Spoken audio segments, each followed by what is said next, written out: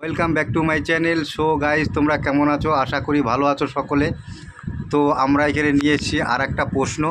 তো প্রশ্নটার দারুণ, একটু শুনতে খারাপ লাগলেও প্রশ্নটার উত্তরটা এত সুন্দর যে আপনারা না শুনলে প্রশ্নের উত্তরটা বুঝতে পারবেন না। তো গাইজ, আমি প্রশ্নটা করছি তো এদের। তো দাদা, আপনাদের একটা প্রশ্ন করি তাহলে? হ্যাঁ, অবশ্যই করি নাকি? তো উত্তর আপনারা দেবেন। তো আমি প্রশ্নটা করি। তো প্রশ্নটা হচ্ছে গিয়ে,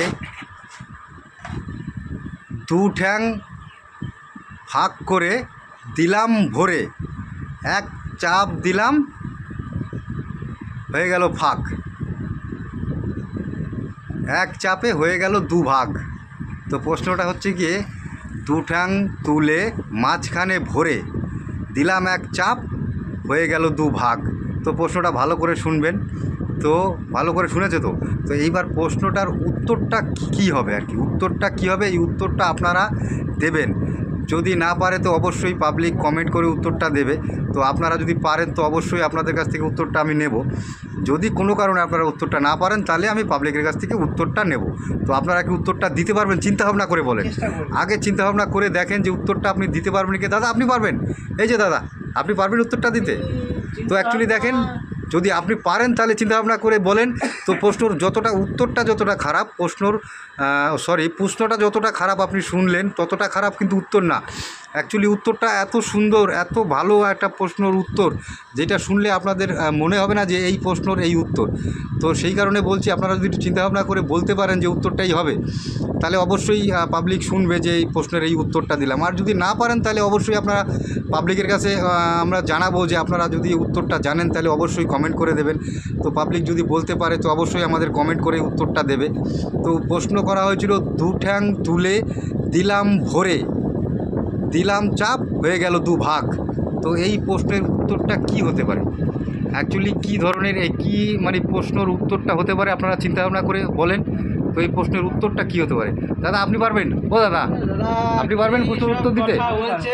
একটু ভালো করে চিন্তাভাবনা করে দেখেন, যদি পারেন। পারবেন না? এই দাদা পারবে? সব কথা বলছেন, একটু চিন্তা ভাবনা করে বলেন। রাস্তাঘাটে বেরোতে গেলে তো এখন অসুবিধায় পড়বে। না, আমি তো একটা সাধারণ প্রশ্ন করেছি দাদা, আপনি এত খারাপ মন্তব্য কেন করছেন?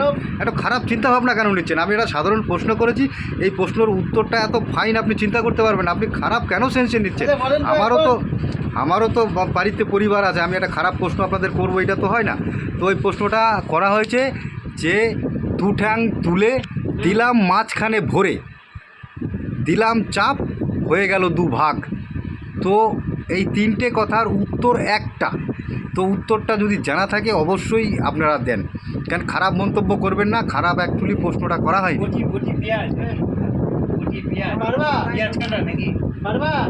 চেষ্টা কর না, মাথাটা ব্রেনটা খাটা নাই। দেখো, টাইম খুব শর্ট টাইমের ভিতরে বলতে হবে। না, দু ঠ্যাং তুলে দিলাম ভরে দিলাম চাপ হয়ে গেল দুভাগ। খিচুড়ি কাটা নাকি? বড় হয়ে যাচ্ছে নাকি? সুপারি হবে। হ্যাঁ, সুপারি হবে। চিন্তাভাবনা করে দেখো, চিন্তাভাবনা করে দেখো। সুপারি হবে, চেষ্টা করতে দেওয়া হয়। ও সুপারি কাটার কল। হ্যাঁ, সুপারি কাটার ঠিক রাইট। ভালো করে চিন্তা ভাবনা করে বলুন। ভালো করে চিন্তা ভাবনা করেছো? সুপারি কাটার মেশিন। হ্যাঁ, আচ্ছা আচ্ছা আচ্ছা। সুপারি কাটার মেশিন। তো চিন্তা ভাবনা করেন তো এইটাই হবে তো? তো ডান, সত্যি এইটাই প্রশ্নের উত্তর। যে অ্যাকচুয়ালি সুপুরি কাটতে গেলে যে জাতি দিয়ে সুপুরি কাটা হয়, সেই সুপুরি কলের তুলে, মানে দুটো ঠ্যাং থাকে, দুটো ঠ্যাং উঁচু করে সুপুরিটা মাঝখানে দিয়ে চাপ দিলেই দুই ভাগ হয়ে যায়। তাই সেই কারণেই বলা হয়েছে যে দু ঠ্যাং তুলে দিলাম মাঝখানে ভরে দিলাম চাপ হয়ে গেল দুভাগ। থ্যাংক ইউ প্রশ্নর সঠিক উত্তর দেওয়ার জন্যে। তো